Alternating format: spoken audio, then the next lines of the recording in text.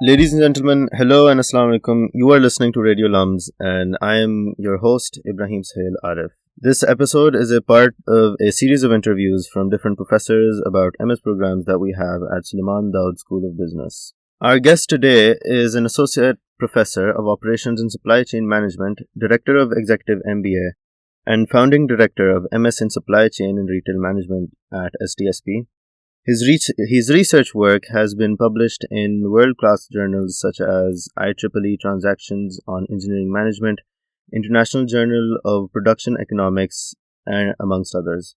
He presents his research papers at globally esteemed research conferences such as the annual meeting of Decision Sciences Institute and European Operations Management Association Conference. I would like to introduce you to this guest, Dr. Shakeel Sadiq Jajja. Welcome to our show. Thank you, Ibrahim. Thank you for having me. So Ramzan, of course, is nigh. How do you feel nowadays? Yeah. How are you doing? I'm fine, thank you. Yeah. So today we will be focusing on MS in supply chain and retail management. Before we go into an elaborate discussion, would you like to give a brief overview of this program? Okay, so this program is something that we have been thinking about for last many years, and from my conversation with the industry in the area of supply chain management and also the domains related to supply chain management such as procurement and also interaction with the professionals in retail operations and retailing businesses. This is something that we have been sensing that there is a need for a graduate level program that covers issues related to supply chain and retail management. So I would say that this was an opportunity for us to create an impact in this specialized domain of supply chain and retail management, not only for individuals who are already working in the industry, but this is also for those who are graduating from their undergraduate programs. Right. So this is the kind of you can say the motivation and also the target audience of this program. Right. So one thing that piques my interest, especially about the name of this program, supply chain and retail management. Yeah. These are two completely separate things. Yeah. So why have you merged these two for this program? Yeah, so Ibrahim, apparently they look like they are separately, but they are very tightly integrated. So the key objective of a retailing business is to make things in the required quantity or make your product in the required quantity at the right place, at the right time, in the right form for your customers. And you can't do that if you don't have a complete control and optimization of your supply chain function. Right. So you have to make sure that what is required at different places in your retail business is fully communicated and executed in your supply chain so that you source it at the right time. You probably, if you're into manufacturing, you manufacture it according to what is expected from you from your retailing side or your customers. Then you have to manage the logistics and distribution and warehousing part. Then you have to manage the shelf space or the final or the end experience of the final consumer who is going to visit your retail places. So all of this is very tightly linked. If you don't manage your supply chain well, you can't manage your retail operations well. So they are interconnected. So therefore, this is something. This is an important aspect of this program, that it helps you understand the supply chain as well as the retailing part of businesses which have retailing end, and there are some businesses which do not have that typical form of a retailing end. So Right. they interact through non-retailing channels with their customers, but they do have supply chain requirement also, meaning the management of supply chain. So in that sense, both of these aspects are connected and they reinforce each other, and that is what this program seeks to do in the program's coverage.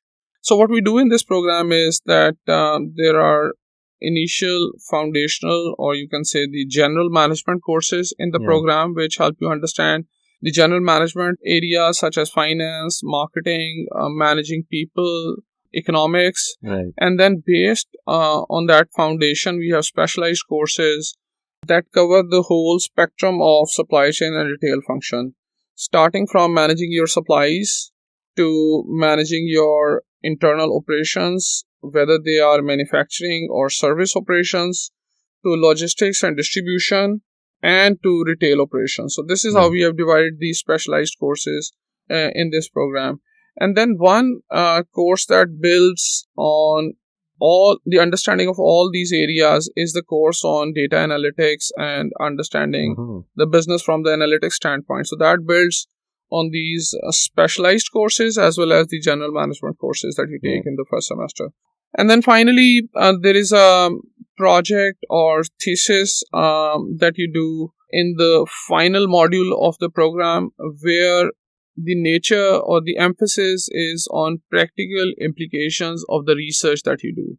So whether you're working on a very applied problem in an organization, or you're working on a problem which is at the sector level, the research that you do or the problem that you try to solve is very practical in its nature. These are real world problems that are faced by the industry. So for example, these days, because this is something close to my heart these days, and hopefully this will continue, is working on electric vehicles. So these days I am trying to excite students, and like my colleagues, they are also trying to excite students in their own domains. So for example, the challenge in electric vehicles is that for the consumer, how do you develop the charging infrastructure? Who will be the early beginners in charging infrastructure that will create environment for the consumer to have use their vehicles? Then the manufacturing of electric vehicles, and then supply line of batteries, which is 40% of EVs manufacturing cost. Now this is a supply chain problem coming as a result of a new technology coming in automobiles, which is disrupting the existing technology, which is internal combustion engine based. So I mean, supply chain is a very broad field. Managing supply chain of shampoo sachet to managing the supply chain of an electric vehicle. And in this program we provide the knowledge and skills that help you navigate as you work as a supply chain professional or retailing professional in a variety of products and services. Today I was coming to the radio room outside SSC. I noticed this electric rickshaw. Is that part of your project? So 2 years back, slightly more than 2 years, we had an event where we called rickshaw like this and few bikes also, EVs also. At that time they were in front of SDSB. So there we had an event. We were working on a SARC Energy Center project where we had to assess the manufacturing readiness of electric vehicles in Pakistan and India. So we wanted to see that how ready the supply chain of EVs manufacturing is in Pakistan, and where should we begin manufacturing EVs? Maybe 2-wheelers, 3-wheelers, 4-wheelers, buses, trucks, LTV. Where do you start from?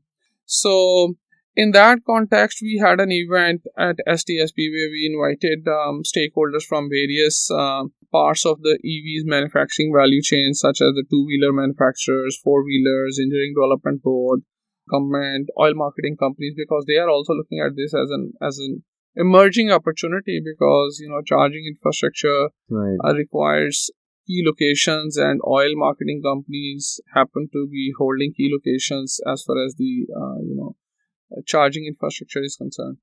So in that context, we were holding that event, and we called next week we are going to hold another similar event at SSC. And that is based on interaction of SSC and also SDSB with the industry. And in that event, we will be again bringing together stakeholders of the EV industry in SSC, and I think this is linked to that. Personally, I'm an electrical engineering major, so that really piques my interest. So that's very interesting. I'm a mechanical engineer originally. Oh, really? Yes. So a lot of what I'm talking regarding EVs is going to substitute a lot of what happens in mechanical engineering, because emphasis on internal combustion engine might translate into emphasis on EVs. So EVs don't have internal combustion engine, right? So that they have is this motor and battery. Both of them perhaps more closely related to electrical engineering. So interesting. Yeah, wow. We've talked about the details of the program itself. So, I'm interested to know, like, what is personally your favorite part of the whole program? Yes, so I and my colleagues, we have designed this program, and in designing this program, we had to make many choices in terms of what courses, what we want to have. Even before that, who should this program be targeted at? And then for that type of audience, identification of the expectations and having that understanding in our mind, or you can say that clarity in our mind, we had to make choices regarding which courses to include in this program, Right. what should be the order of those courses. And since we are going to have only limited number of courses in this program, we had to make choices which courses perhaps we must have over, and we might have to leave some other courses that we could have possibly in this program if the program's length was more. But this is a master's program, we can only do a limited number of courses. Yeah. And then the next choice was the pedagogy of this program, that how the teaching or the learning experience will be created for students, and what will be the role of students and faculty in that in the creation of that learning experience. So we have been working on this. So for me, all of the elements of the program have their own unique contribution in the students' learning experience, Right. and meet the expectations of the program and the students. Yeah. So if you say, I can probably talk about the individual pieces, the students' expectations, and then the courses, and then the pedagogy, and and possibly what tracks students can take once they graduate from this program. Yeah. Actually, let's talk about the tracks first. One part is obviously the EV project of yours. That's obviously one implementation of supply chain and retail management. What about other sectors? Like, what is the importance of supply chain and retail management in the wider industry? Yes, so supply chain and retail in most areas, and supply chain almost in all areas and all industries. You have supply chain roles, and supply chain, the field of supply chain has also evolved in the last few decades. So probably starting from simple transportation, then to managing logistics and warehouses, then to including inventory management, and then suppliers and strategic role of suppliers in creating competitive advantage for your organization, to also now linking this with the role of retailing end of your supply chain, and now also even including the post product consumption time of the, you can say, product, meaning the post its natural life, how the product is going to be recycled, or we will close the loop, which is now called as closed loop supply chain management as well. So these issues exist in almost all industries. You look at the shoe, you look at the apparel, you look at automobile, oil, cement, sugar, telecom. Every industry has supply chain issues, but those issues are different, and different domains of the supply chain have different level of prominence in those industries. So also including government. If you're looking at service organizations, probably the procurement and the buying of services and goods to deliver your services is important. So look at, for example, PTCL. So PTCL, the sourcing of modem, sourcing of their technology infrastructure, sourcing of the technology services from their vendors, and then managing the inventories of these tangibles, and also then giving the services to their customer which are greatly affected by the tangibles in your supply chain, and also the intangible services that you hire. So that's the service part. So there's a vast amount of So look at the banks. graduates. Banks, for example, procurement function and the sourcing of tangibles in the bank's operations. Look at automobile industry, the selection of right suppliers, and then developing those suppliers. So organizations in the automobile industry that have improved their supply base have gained a very strong competitive advantage. Look at, for example, Miller Tractors Limited in Pakistan. So more than 90% of their tractors by value are manufactured in Pakistan, and that is because they have worked on their supply chain. Now, because of this emphasis and development of supply chain, the claim is that their tractor is one of the most competitive tractors as far as the price to quality ratio is concerned. So, meaning what they give for the price that they charge. Right. So much so that even just before the official export of tractors by Miller Tractors, the independent parties who did not have any formal affiliation with Miller Tractors would buy tractors from the open market and they would export on their own. So this indicates that the emphasis and working on supply chain gave them so much cost advantage that their tractors were competitive and are competitive in international market.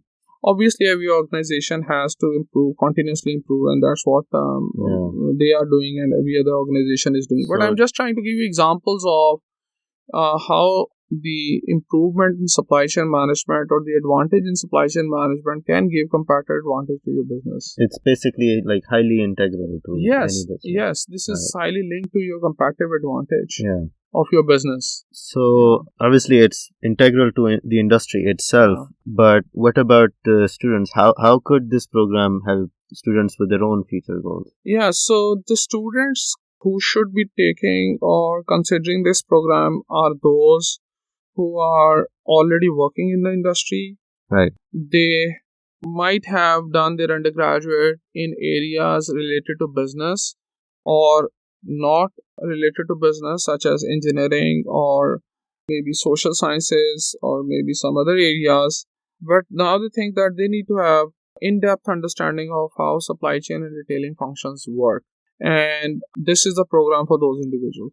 Also, this is the program for those individuals who want to pursue a career in supply chain and retail management. They are fresh graduates, and this is an area that excites them. And in last 2 years since the pandemic, COVID-19 pandemic, supply chain has become part of almost every conversation in the business. So I've been looking at BBC and CNN.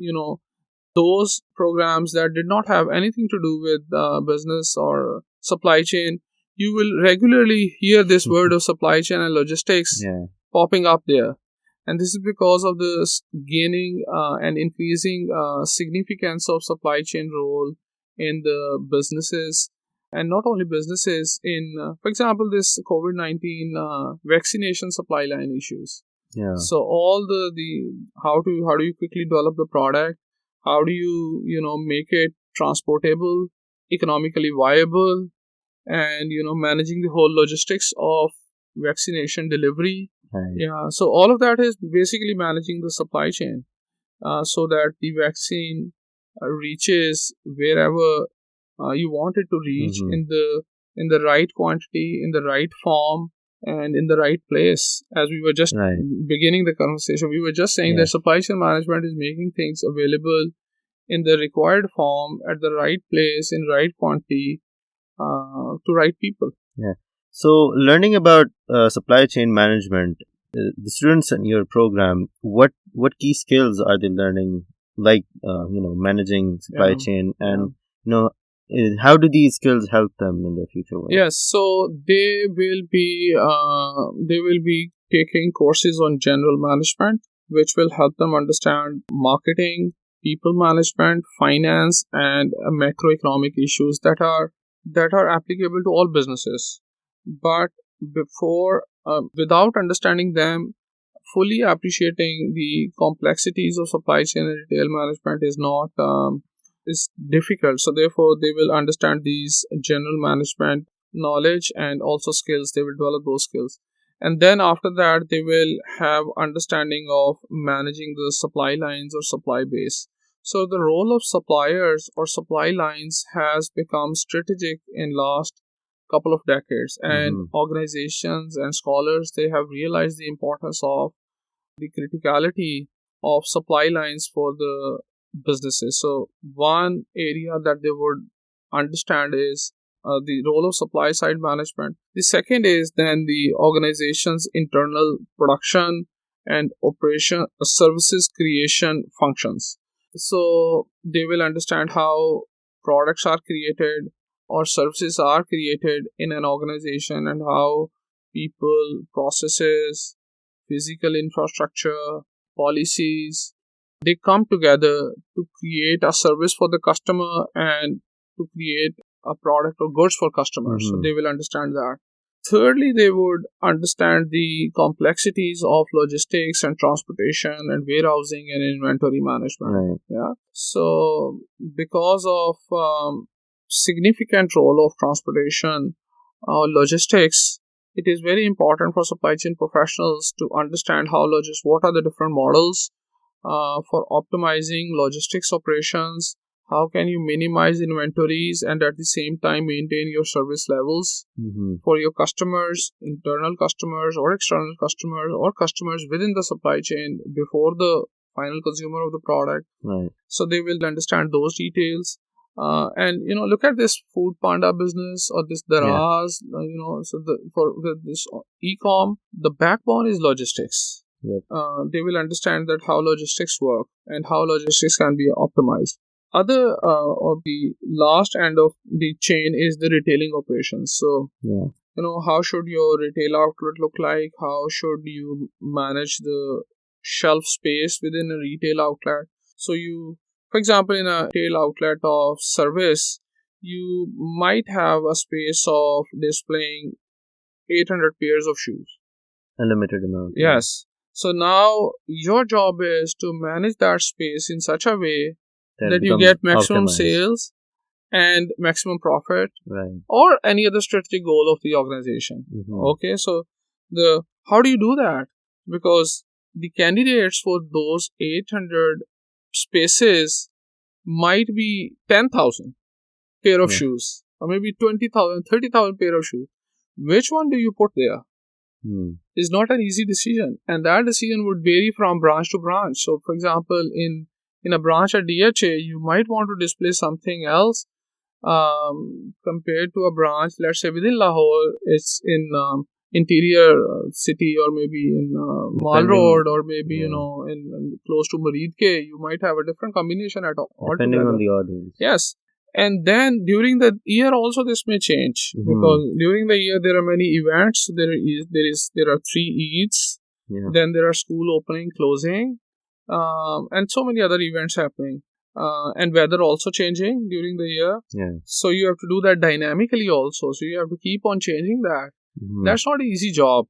So how do you manage the retail end of your business is also very important, and is connected with the logistics and the production and the supply lines. Right. You see the connection between them. To align the supply line of a particular type of shoe or apparel in a specific time of the year, then you have to plan for the supply of that product with your suppliers in your own manufacturing facilities, and as well as with your transportation and logistics and warehousing. Only then that product will be delivered in the right quantity, in the right shape, at the right place for the desired customer. So these are the kind of skills and knowledge and understanding the students will develop when they go through this program. Interesting. When I was looking at your program, one thing that really stood out was that this program is designed to be accessible. Especially. Could you please elaborate on your hybrid system of teaching? So this is one of the beauty of this program, and I think this is perhaps it's difficult to make that claim, but still I would say that this is one of the very rare programs in Pakistan where we are trying to access working professionals not only in cities close to Lahore or Lahore itself. We are also trying to reach people who are in Peshawar or Karachi or Hyderabad. So we have designed the program to attract students from all across the country. So the program is delivered like this, that on alternate weekend there are classes for 2 days, and on one alternate weekend the classes are online, and the next alternate weekend the classes are in person. Right. So meaning out of 4 weekends, you have to come once in person at LUMS and once online. Online. Yeah. So in a typical month, you would be visiting LUMS for 2 days in person and 2 days online. So that I think makes this program very accessible for working professionals. Especially out of the Yes, city. especially in cities Yeah. outside, cities far from Lahore. Wow. Because you see, in people in Karachi, there are businesses in Karachi, a very large market. And this is our vision for this structure, was not only making it accessible for those, but also there's a lot of experience and knowledge and understanding and diversity that we have in cities like Karachi and Peshawar. Yeah. And that we can only capture if the students from those cities are coming in our classroom. Mm-hmm. And their input comes in the conversation that happens in the classroom. So this was mainly the idea, that why we wanted to have, naturally we wanted to increase the outreach of the program, but we also wanted to have input of those professionals who are in Karachi and Peshawar, because that's a very different experience that they would bring in the classroom for students who are in Lahore or nearby cities. Interesting. Well, thank you so much for being a part of our interview, Dr. Shakeel. Thanks, Ibrahim. It was a real honor to have you here. Very inspiring and insightful interview. Please check out the LUMS website for more information on this program.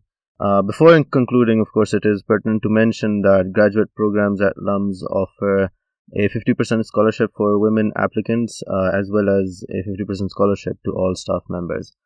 This is Radio LUMS. You're listening to me, Ibrahim Sahil Arif. Please do watch on our YouTube and Twitter and Facebook as well. Thank you for listening. Allah Hafiz.